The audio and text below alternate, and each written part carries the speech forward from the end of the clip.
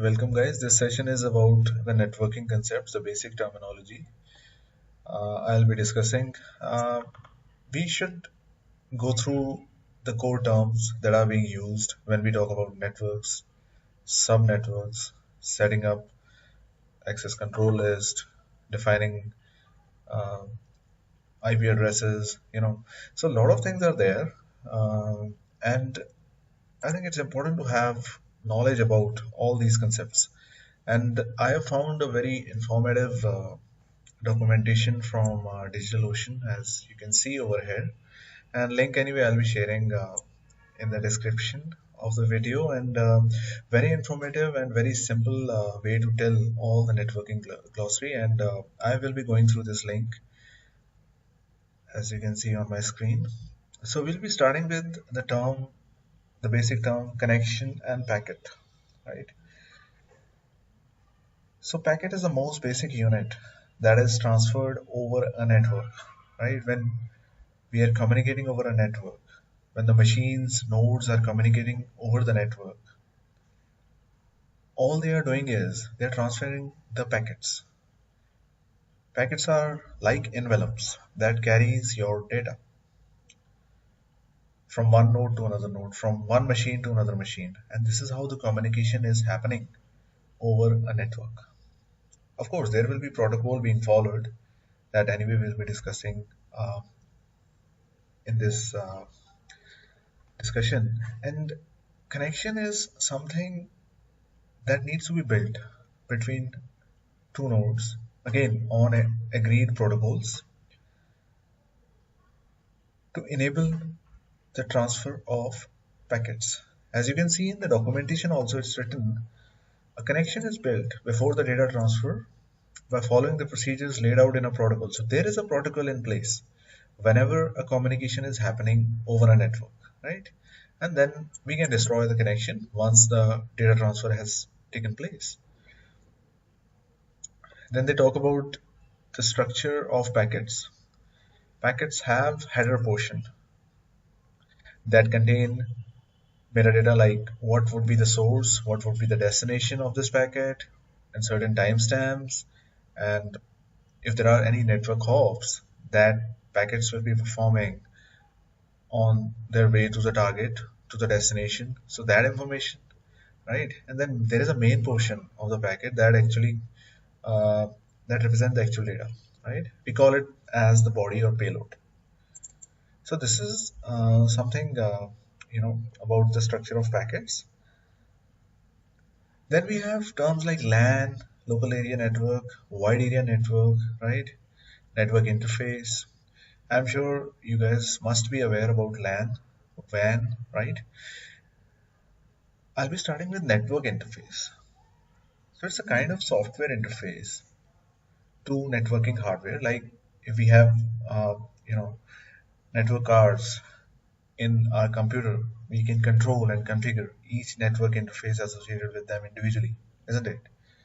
So it is a kind of software interface to the networking hardware, like network cards, right?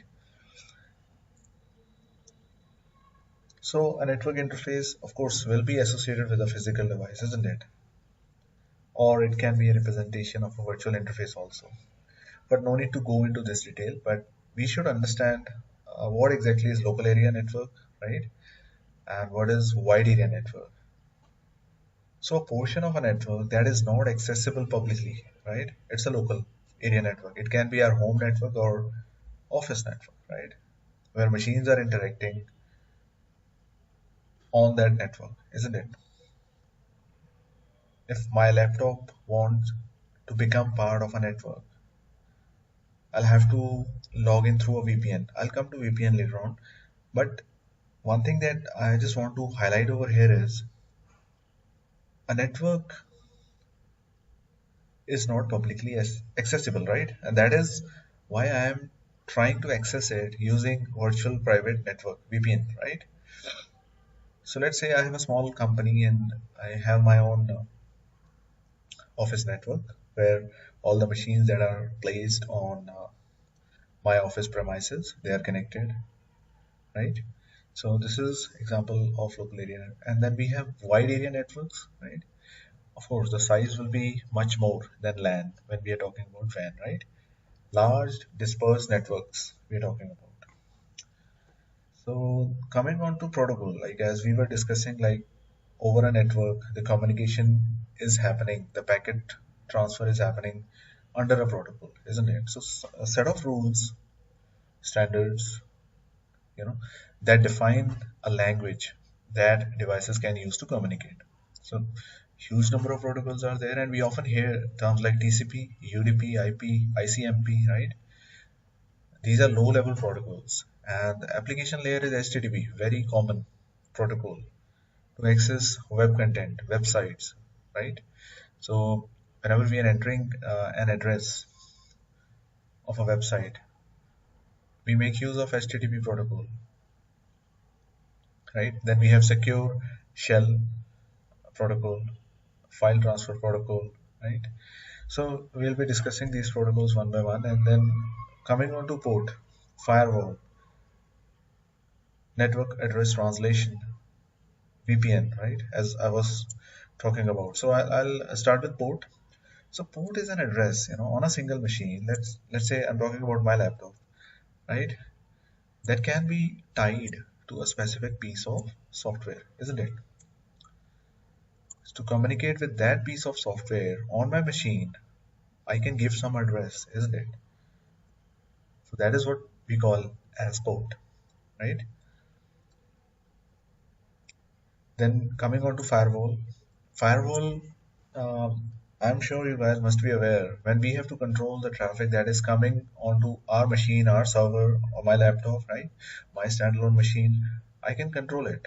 I can whitelist certain addresses that identify certain systems that can communicate with my standalone machine, my server, right? And I can restrict, I can block certain range of IPs through firewall, right? So we are controlling the traffic, incoming and outgoing, right? Coming on to network address translation, it is a way to translate requests that are incoming into a routing server to relevant devices or server that it knows in the LAN, right? So we are routing the request through one IP addresses to the necessary backend servers, isn't it? Through network address translation. Coming on to virtual private network, as I was discussing earlier also, it is a means of connecting separate LANs through the internet while maintaining privacy. So let's say I am sitting here at my home and I want to connect to my office network.